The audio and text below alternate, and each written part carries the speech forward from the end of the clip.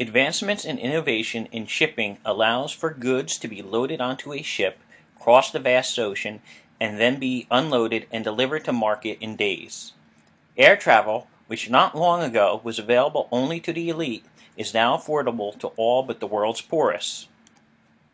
This openness of globalization has created an environment in which the illegal trade of drugs, arms, people, and money is booming, while also allowing for terrorist and criminal organizations to operate globally. The upsurge in global trade has allowed for the hiding of illicit goods amongst the ever-increasing legitimate goods crossing borders or through ports of entry.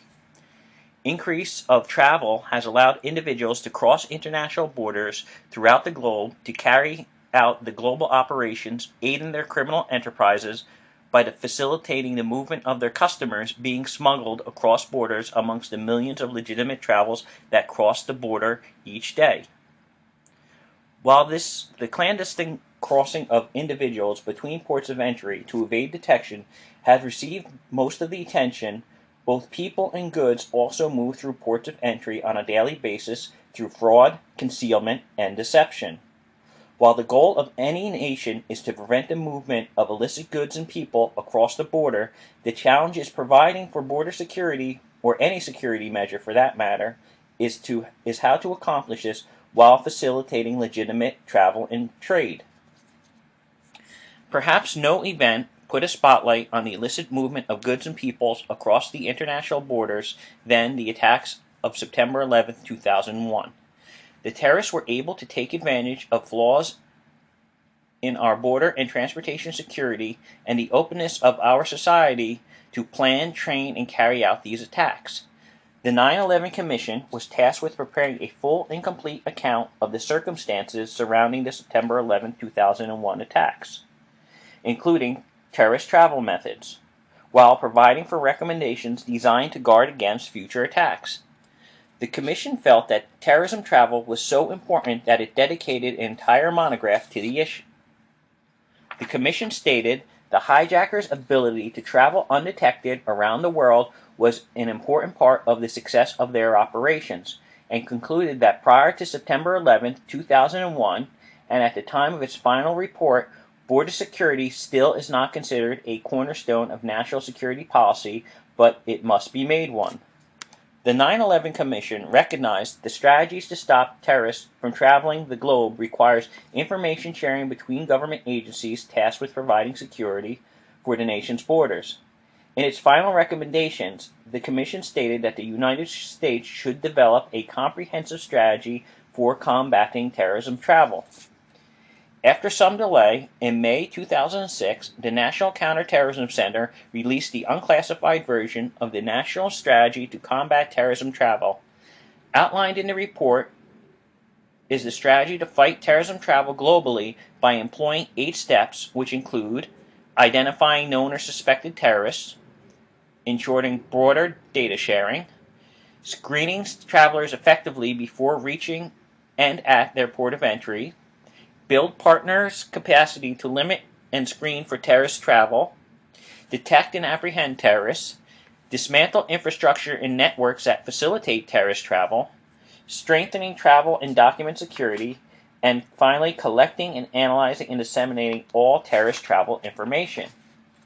The report addressed 2 main topics or pillars, each supported by 3 strategic objectives.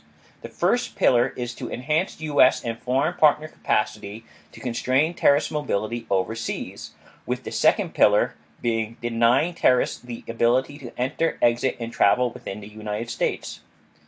The 3 strategic objectives under Pillar 1 hope to combat terrorist mobility outside the United States.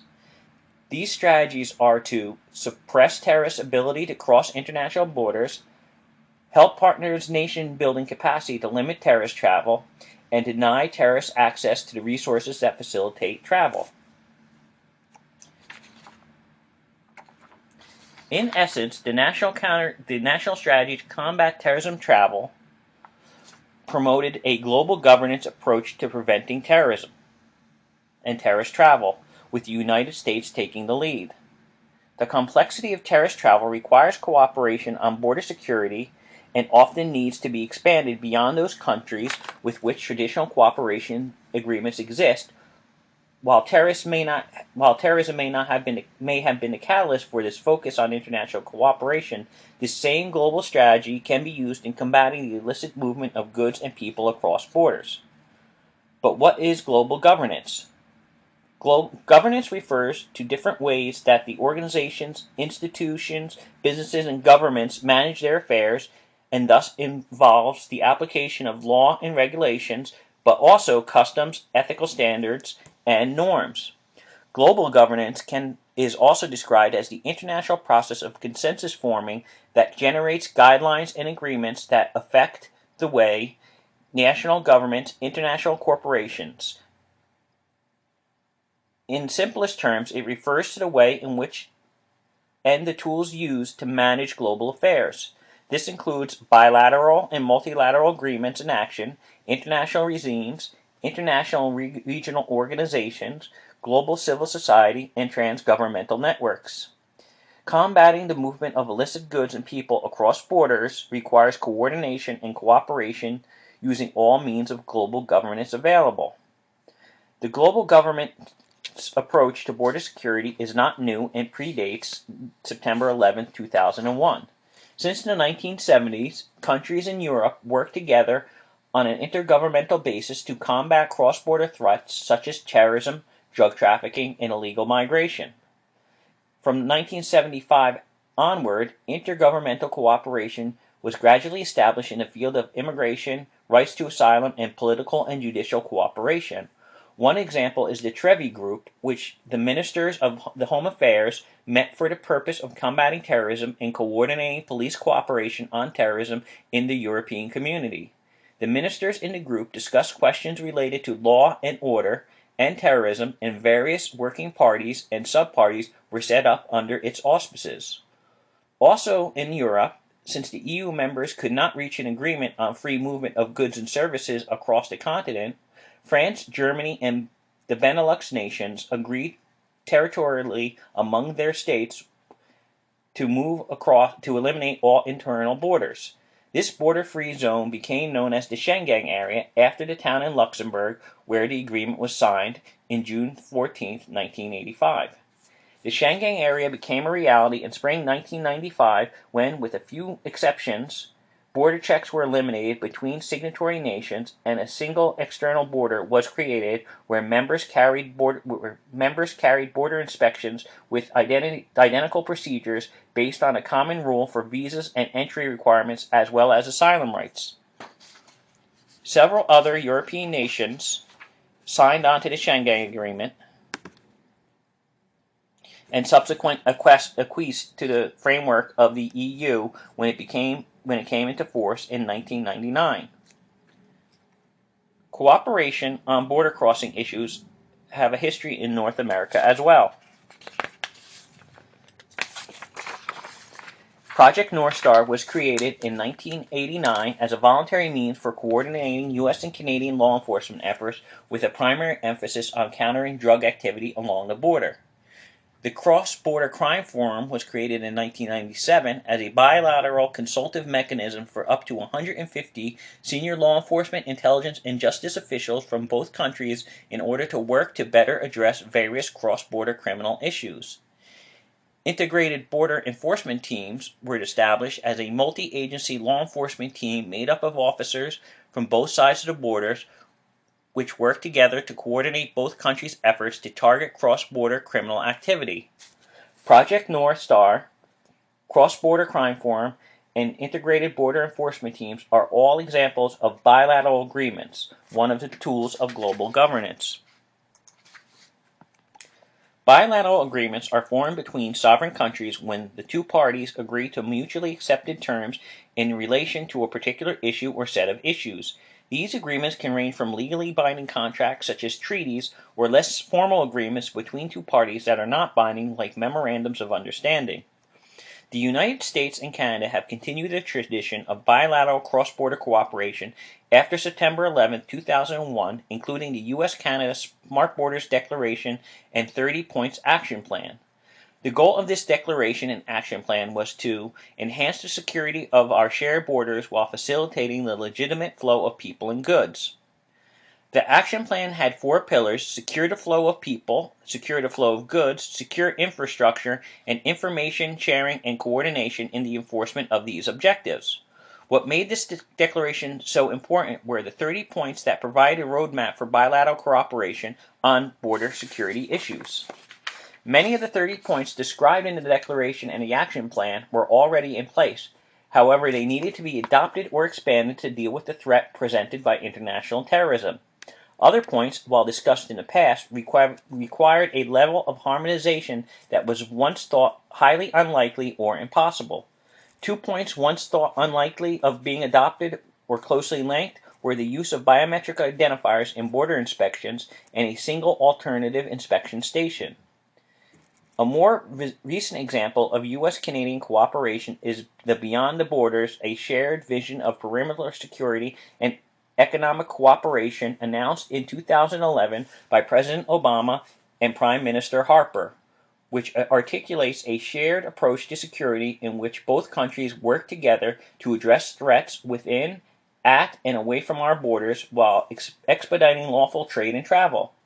Key areas of cooperation include addressing threats early, trade facilitation, economic growth and jobs, integrating cross-border law enforcement, critical infrastructure, and cybersecurity.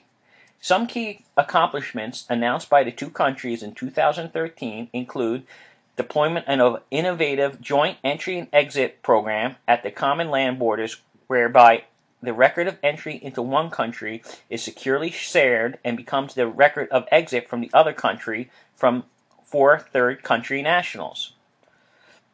Signing an agreement on a sharing of visa and immigration information on third country nationals, and deployment of a shiprider teams to provide cross-border continuity of law enforcement operations in shared waterways in Washington State and British Columbia, and Michigan and Ontario, and conduct shiprider surge operations at other locations within the Great Lakes and Atlantic region. Finally, initiate binational radio interoperability between the United States and Canadian law enforcement personnel in Washington and British Columbia and Michigan and Ontario. The technology permits law enforcement on both sides of the border to coordinate binational investigations and timely respond to border incidents while improving both officer and public safety. The United States bilateral cooperation is not limited to Canada or even the Western Hemisphere. In 2008, the United States and Estonia signed a Memorandum of Understanding stating that Estonia's membership in the Visa Waiver Program required a formal arrangement between the countries for the sharing of information on certain criminal activity. This agreement included sharing of personal data, fingerprint data, DNA data, and providing points of contact for implementation of the agreement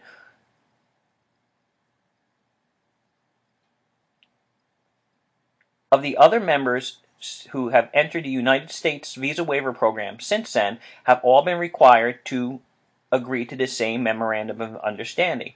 In fact, when the United States Congress passed legislation in 2007 allowing for the expansion of the Visa Waiver Program, it included that these additional countries added were required to cooperate with the United States specifically in regards to information sharing in security and law enforcement matters.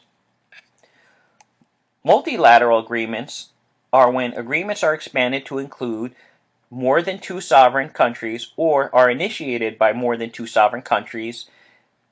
The next tool of global governments, multinational agreements and actions include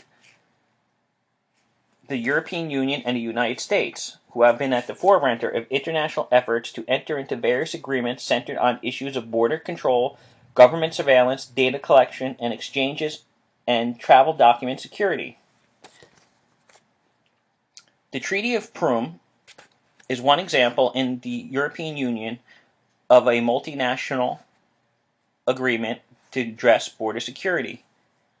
Despite numerous agreements between the EU members to designed to promote intelligence sharing and cooperation, national police forces continued not to share information or mechanisms, and no mechanisms were put into place to compel them to do so. Germany, France, Belgium, and Luxembourg, recognizing the rules to combat serious cross-border crime and terrorism under Schengen and the third pillar of the EU treaty were not sufficient, and they believed that there remained a need for closer police cooperation among their neighbors. After several rounds of negotiations and inclusion of the Netherlands, Austria, Spain, the Treaty of Prüm was signed in May 27, 2005. The fact that only 7 nations were signatory partners was important to the treaty's quick development and implementation, since a treaty involving 7 EU members did not trigger a closer cooperation provision of the Treaty of the European Union. However, in 2007, the treaty was submitted to the European Council for integration into the third pillar of the European Union.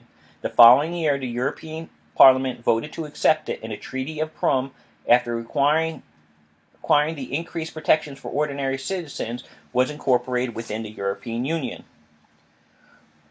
More recently, the United States has begun working with its fellow 5-country conference partners, Australia, Canada, New Zealand, and the United Kingdom, to develop a plan to move towards a system-to-system interface to facilitate the exchange of information in specific immigration cases where the identity of an individual is unknown or uncertain, the individual's whereabouts are unknown, or there is reason to suspect that the person has been encountered by the 5-country conference partner in the past. There is also consideration of greater expanding sharing of immigration information, such as fingerprints of visa applicants between the U.S. and Canada, as well as part of the Beyond the Borders Accord with the other FCC members. When global problems grow beyond a select group of international partners to become more global in nature, international regimes begin to develop. Regimes can be described as a set of explicit or implicit principles, norms, rules, and decision-making procedures around which actors'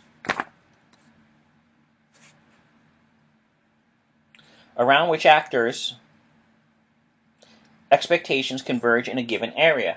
For a regime to exist, there needs to be a set of issues that require collective action. Regimes are social structures that have limited power to impose rules. Rather, members become tied to formalized patterns of behavior in which they feel obligated to cooperate so as not to be viewed as untrustworthy. As a result of a social structure of a regime, they tend to develop between states with shared norms, values, and have been to whom traditional cooperation already exists, especially when that cooperation is centralized around a particular issue. International approaches to global mobility management is one area where regimes have been effective. More specifically, it has been in the area of biometric entry and exit systems, electronic passports, passenger data sharing agreements, and electronic travel authorization systems. However, this cooperation has been limited primarily to member states of the Organization of Economic Cooperation and Development. While cooperation in the area of biometric exit and entry systems, electronic passports, passenger data sharing, and electronic travel authorization systems may have been laid the foundation for global mobility regimes that could be used to combat terrorism, travel, and illicit movement of people and goods, these agreements did not occur without a great deal of negotiation. When disputes did arise, the parties of these negotiations often turn to intergovernmental organizations with particular expertise in the given area to resolve the dispute. An intergovernmental agency intergovernmental organization is an organization comprised of sovereign states or of other intergovernmental organizations. Intergovernmental organizations are established by treaty or other agreement that acts as a charter creating the group. They can either be global or regional in nature. Examples of global and regional intergovernmental organizations active in the area of border security include the United Nations, Interpol, Europol, and Frontex. The United Nations involvement in border security, in particular, it plays an active role in combating and curtailing human smuggling and human trafficking. The United Nations and its predecessor, the League of Nations, have targeted human trafficking since the earliest 20th century, and since the 1990s have created and enacted numerous anti-smuggling and anti-trafficking committees and conventions. There are UN specialized agencies with more direct impact on border security, including the International Civil Aviation Organization and the International Maritime Organization. The International Police Organization, or Interpol, has tried to take an active role in combating terrorism, travel, human trafficking, and drug smuggling. In 2002, Interpol began with a few thousand entries from a handful of countries and created the Stolen and Lost Travel Document Database. Interpol's Stolen and Lost Travel Document Database enabled law enforcement everywhere in the world to instantly run checks against the database, allowing border control officers to verify if a document is reported stolen or lost nationally or internationally. Interpol's 187 members do not necessarily trust each other. Many members assume, and in some cases rightfully so, that criminal networks they are fighting have penetrated law enforcement agencies in other states. Some member states may face domestic and legal impediments to sharing information with international partners, and member states' law enforcement and intelligence agencies may have a culture of holding on to specific valuable information, making effective collaboration impossible. The European Police Office, or Europol, was established to create a central European Union mechanism for greater cross-border police cooperation and communications amongst its member states' policing agencies.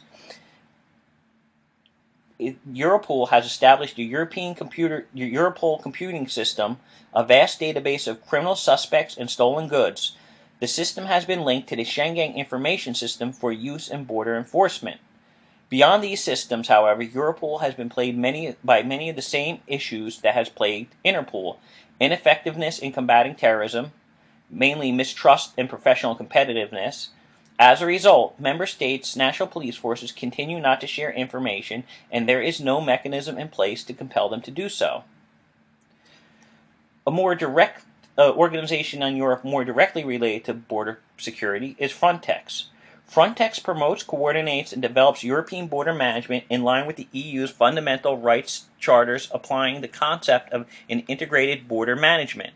The agency was set up in 2004 to reinforce and streamline cooperation between national border authorities. In pursuit of this goal, Frontex has several operational areas, including joint operations, training, risk analysis, research, providing a rapid response capability, assisting members in joint return operations, and information systems and information sharing environment. When organizations that are not international or regional in nature, but are not made up of sovereign nations or their components, they are often referred to as international non-governmental organizations, which are also considered to be part of global civil society.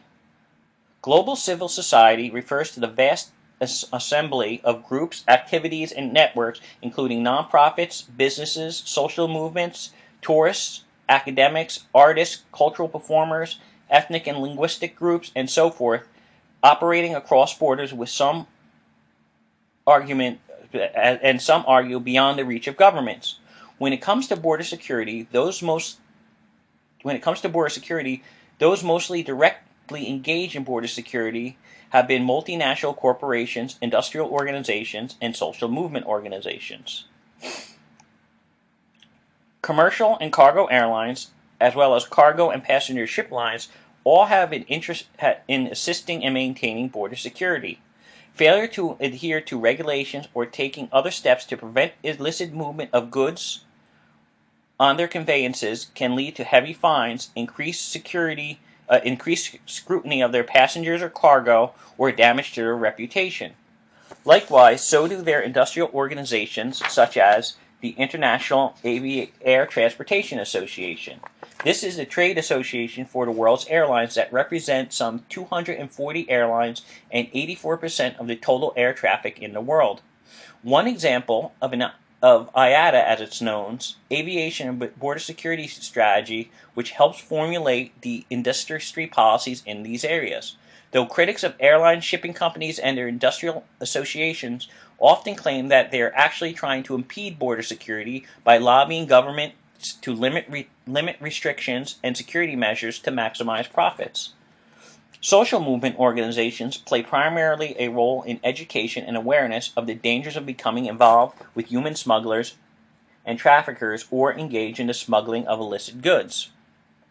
There is also a criticism of social movements when it comes to border security, where they are often accused of facilitating the illicit movement of people, putting their special interests of their organization over security.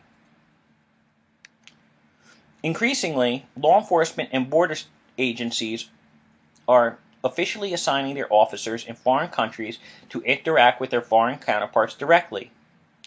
This boots-on-the-ground scenario results in a loosely structured peer-to-peer ties developing through frequent interaction rather than formal negotiation.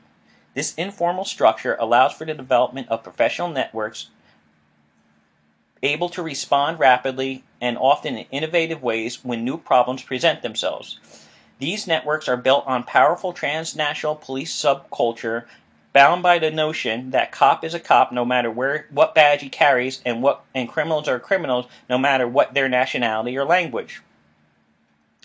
Before September 11th attacks, Canada, Australia, the UK, and the Netherlands have all deployed officers as airline liaison officers or immigration control officers to work with their foreign counterparts as a border management strategy. Canada has pioneered this practice, stationing immigration control officers abroad.